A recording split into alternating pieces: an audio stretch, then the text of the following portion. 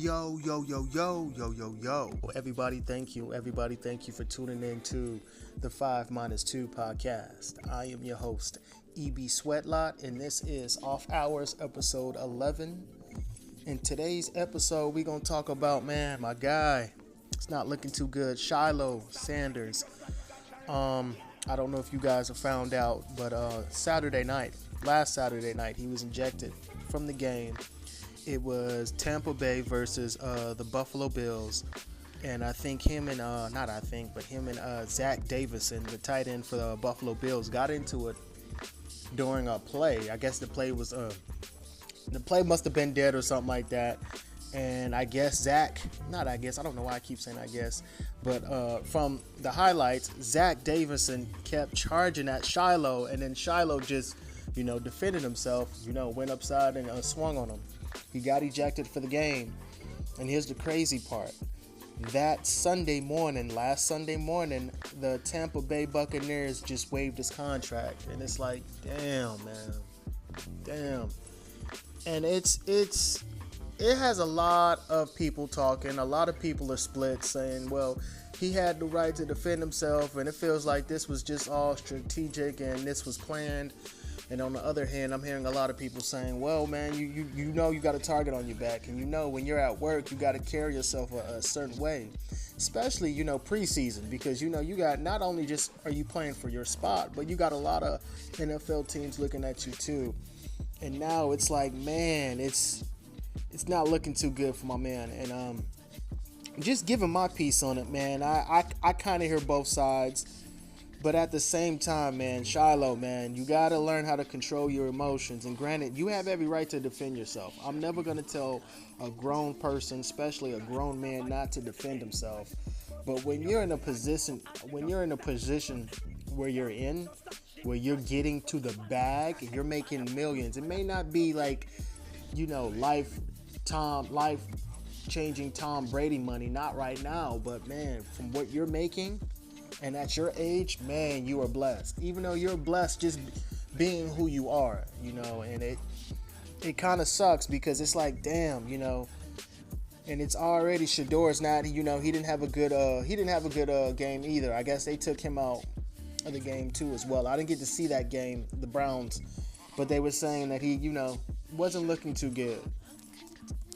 And it's like, man, it's when you think about it, man, you got to look at it from all angles. Granted, man, the Sanders already have a name, and people gonna feel what they're gonna feel about. I'm never gonna tell you how to feel, but coming into this football season, I knew that with the whole hype around Deion Sanders and his son, Shador and Shilo, man, it was gonna be an uphill battle because let's be honest, man, and I'm not trying to bring in race, but once again, other families have done it as well. There's a target on their back. That's one thing, successful, you got handsome, beautiful, black sons and daughters, man, who beloved in Christ. And I'm not trying to make this a race thing, but I got to call it for what it is, It's almost like we got to live and work in two different worlds, and it's true, and it sucks. It's like, man. But then again, I got to look at it for what it is. This situation has taught me a lot too as well. If I don't know how to control my emotions, man, they will get the best out of me. And granted, there are going to be people, there are going to be situations, there are going to be things that are going to get on your nerve. I mean, we're human. It's bound to happen, welcome to the club. But when you're in a position where you're in and you already know your back's against the wall, not only for your NFL career, but your brothers too as well. And just knowing what it came with, all the weight on the shoulders from being a Deion Sanders son. So, I look at it for what it is, the lesson, and it's like, man, you gotta, what Kevin Gates say, don't trick yourself out your position. And sometimes I gotta keep that in my mind. Don't trick myself out my position. Because sometimes we can be our own worst enemy. And I've been there, I've done that. That's why I can speak on this topic, because I've been right there. I've burned bridges. I let my emotions get the best out of me and drop opportunities. So, you live and you learn, but these are some things we all should work on. Just, it doesn't matter how old you are, preteens, teens, or even grown adults, my age and above. We got to learn how to control our emotions. But once again, I just wanted to speak on that topic, speak on that piece. I want to thank you guys for tuning into the 5minusTwo podcast. I am your host, EB Sweatlot, and I want to thank you guys for tuning into the Off Hours episode 11. And I'm going to holler at you guys on the next one. Peace.